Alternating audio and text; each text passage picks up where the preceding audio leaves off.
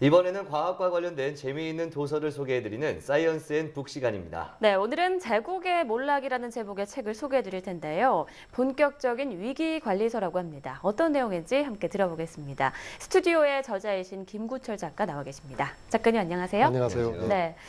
이 제국의 몰락, 먼저 위기관리 전문가라고 하시는데요. 네. 위기관리가 무엇인지부터 좀 소개를 해주실까요? 예, 모든 개인이나 조직 그리고 모든 일 하나하나에는 다 위험 요소가 따르게 됩니다. 제가 이 YTN에 출연하기 위해서 오는 과정에도 일종의 어떤 위험 요소가 있었죠. 그걸 리스크라고 보통 이야기합니다. 네.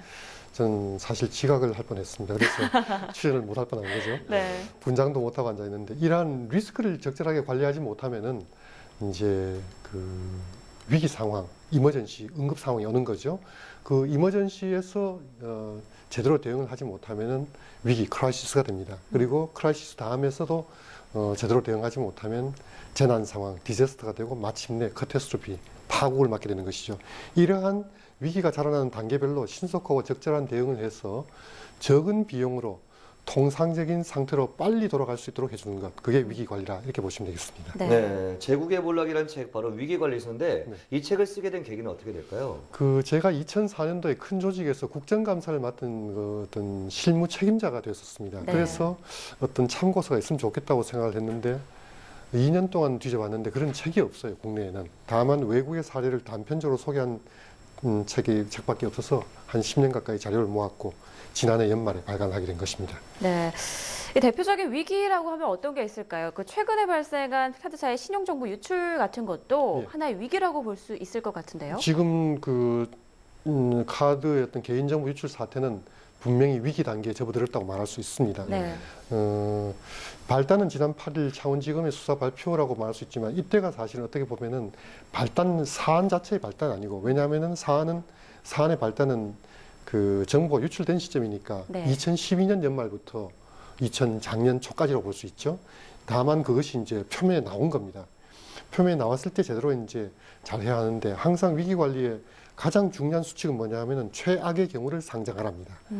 그러니까 검찰의 수사 발표나 금융당국의 발표에서 초기에는 원본이 있기 때문에 정보가 유통되지 않았다 이렇게 말을 했습니다. 네. 그런데 정보가 유통된 것이 확인됐지 않습니까? 네.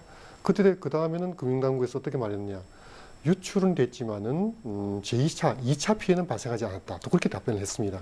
그런데 언론의 추적들과 확인 결과 2차 피해가 이미 또 발생을 했죠. 그죠? 네. 이런 식으로 그 상황에 당면한 위기를 모면하려고, 난처한 상황을 모면하려고 거짓말을 본의 아니게 또는 의도적으로 거짓말을 하게 되면은 점점 더 위기 극복은 어려워지게 됩니다.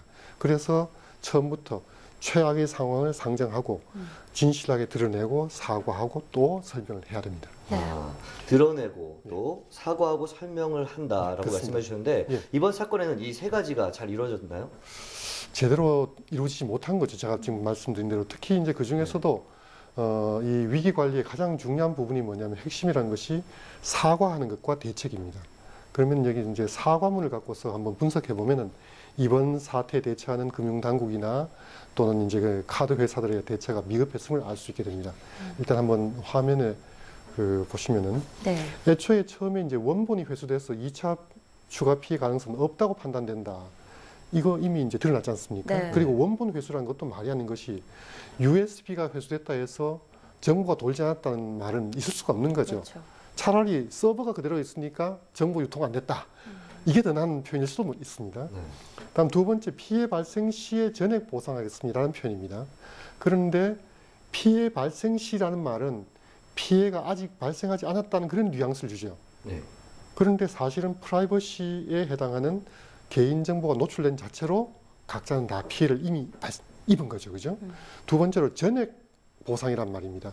그런데 프라이버시 같은 인격권은 전액을 보상받을 수가 없는 겁니다. 어떻게 그걸 계량할 수 있겠습니까? 그죠? 네. 그리고 또 이렇게 해서 신용사회가 무너지게 되면은 우리 사회의 신뢰가 무너진 비용도 쉽게 계량할 수가 없습니다. 그러니까 이러한 것들, 이런 이제 사과문 자체가 진정성이라든지 대책 부분에서 매우 미흡하다고 볼 수 있는 거죠. 네. 사과도 대책도 미흡했는데 그럼 앞으로 남아있는 절차는 무엇인가요? 이 사과 부분은 좀 그렇다 치고요. 앞으로 이제 진정성 있는 제대로 된 대책이 나와야겠죠. 네. 그런데 이런 위기의 대책은 두 가지입니다. 첫째 하나는 피해의 복구, 두 번째로는 재발 방지책, 그렇게 말할 수 있겠습니다. 지금 먼저 재발 방지책부터 말씀드리겠습니다. 재발을 방지하기 위해서는 이 개인정보를 암호화해서 저장하는 그런 솔루션이 있습니다.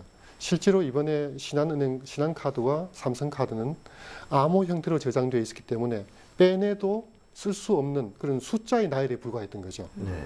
그래서 유출할 수가 없었습니다. 그런데 이 3사의 경우에는 우리가 보통 아는 문자 형태로 저장되어 있었기 때문에 돌린 거죠. 그래서 암호화 솔루션의 도입을 의무화하고 그것을 강제하는 그런 조처가 필요합니다. 그것이 첫째고요. 두 번째는 피해 복구라고 제가 말할 수 있겠습니다.